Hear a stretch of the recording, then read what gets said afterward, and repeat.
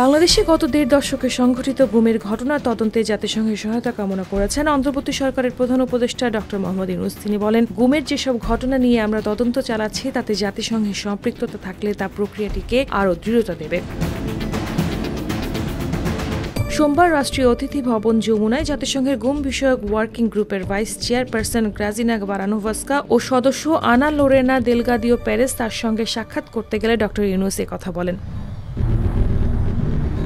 জাতিসংঘ প্রতিনিধি দল বাংলাদেশ সরকারের উদ্যোগের প্রশংসা করে জানায়, আন্তর্জাতিক গুম প্রতিরোধ কনভেনশনে বাংলাদেশের অনুসমর্থন একটি গুরুত্বপূর্ণ পদক্ষেপ হলেও এখনও অনেক কাজ বাকি রয়েছে। বিশেষ করে গঠিত তদন্ত কমিশনের কাজ ও প্রতিশ্রুতি তাদের কাছে গুরুত্বপূর্ণ বলেও মন্তব্য করেন তারা। প্রধান উপদেষ্টা জানান, গুম তদন্ত কমিশনের কার্যক্রমের মেয়াদ ডিসেম্বর পর্যন্ত বাড়ানো হচ্ছে। কমিশনের সদস্যদের নানা হুমকি ধামকির মুখে পড়তে হয়েছে, তবুও তারা দায়িত্ব পালন করছেন। সর্বশেষ প্রতিবেদন জমা দেওয়ার সময় আমি বলেছিলাম, এসব বিভীষিকার স্মৃতিচিহ্ন নিয়ে একটি হরর মিউজিয়াম তৈরি করা উচিত, যাতে মানুষ বাস্তবতা অনুভব করতে পারে, বলেন ড. ইউনূস। তিনি আরও বলেন, ১৩ বছর পর আপনাদের বাংলাদেশে স্বাগত জানাতে পেরে আমরা আনন্দিত। আমরা চাই আপনারা আমাদের কমিশনের সঙ্গে যুক্ত থাকুন, দিক নির্দেশনা দিন, শান্তি দিন।